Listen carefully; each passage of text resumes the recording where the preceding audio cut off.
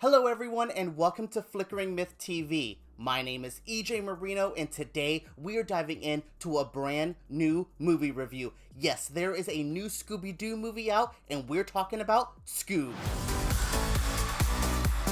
While all of this craziness is happening in the world, I wanted a film to make me smile, to make me laugh, to have a damn good time with it, and Scoob is exactly that movie. But I'm not gonna just say that this movie is enjoyable because of the current global health situation. No, Scoob is a good movie on its own merits. There is strong animation, some good voice acting, an amazing overall fun plot that's big, bold, and brash, and if you love anything Scooby-Doo related, this is for you. The new movie Scoob follows our classic gang of Fred, Velma, Daphne, Shaggy, and Scooby. They're all here on a mission, trying to find what this Dick Dastardly wants with our Scooby-Doo. They team up with Blue Falcon, Dynomutt, and Dee Skies, who is an overall great group of people. I really love these new characters. I really love these newer versions of these classic characters. They've never changed the soul of the Scooby gang.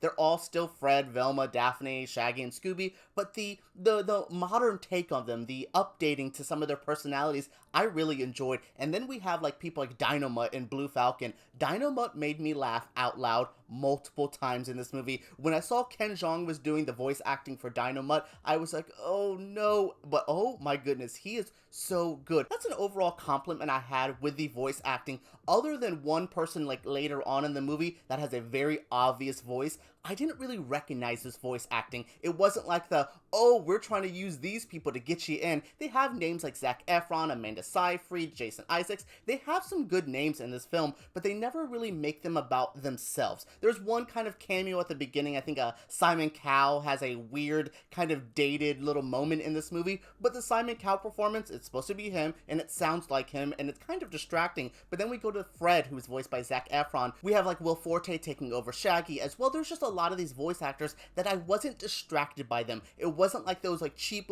oh, look at our celebrities we got for this. It's not Shrek, it's not Shark Tale. These are just voice actors who they brought in that really brought something to these roles. Frank Welker returns as Scooby-Doo, who has been doing this role for a long time. Overall, I really like the voice cast. I really like the animation style as well, which mixes this weird hybrid of it's super cartoony but has a real gloss to it. I really like the overall shine and vibe of this movie. It's a shame that it's a home release now because this movie has a big scale. It needs to be seen on a big screen because that animation is so good, so crisp, especially in that final act when things get big, bold, and crazy. I'm like, oh my goodness, this would have looked so cool on a big screen, but I saw it at home and I can't complain. I had a good time with it. I just know that this would have looked even better, bigger. When I mentioned the bigger vibe, the grander scale of this movie, I'm actually talking about the story and the overall plot as well. This takes the Scooby-Doo story and ups the ante. Now, I will see some people probably complaining that it's on a classic story. We don't have the Scooby Gang doing a mystery. There is some of that as well, but they're trying to go for something a little bit bigger, a little bit more cinematic. Now, I don't think the story would have worked in a live action sense. It's a little bit too big, too bold for live action,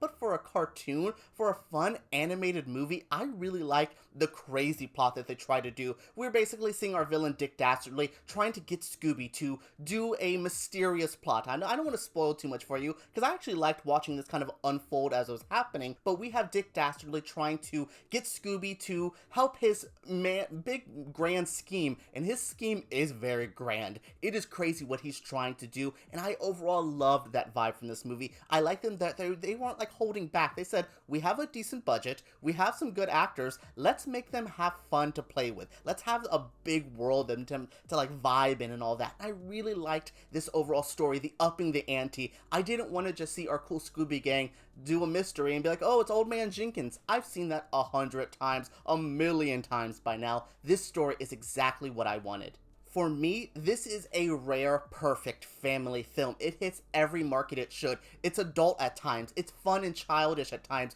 but it never veers into one too heavy. It's perfectly down the middle for everyone. This also sets up a universe I could see more of. I don't want to say I want more sequels and we need a blah blah franchise everything, but this movie really set up some stuff that I'm like, oh, I would like to see this gang on an adventure again, especially when they have the Falcon crew here as well. And I'm like, oh boy, I like Dee Dee, I like Dynomutt and Blue Falcon's okay. But yeah, I like all of them together, and I'm like, oh, this would be really fun to see them with the Scooby Gang for another mission. That's what I liked about this. I walked away wanting more, and that is so good. That's how you know you hit so many different markets when you go, oh, I could see this again. Hell, it's a short enough movie. I would watch this again. I like that vibe as well. I know families who have those kids who like to watch movies 100 times. I can see families liking this for the first 50 viewings, and you know, you'll get tired of any movie if you see it that many times, but I can say this movie would age well over time. I would just keep watching it. It's quick, fun, and easy, and a good family time for everyone. That is it for my review of the new movie Scoob. I am so happy I got a screener for this, so I was able to talk about it, just able to watch something during this crazy time. Warner Brothers did a really good job releasing this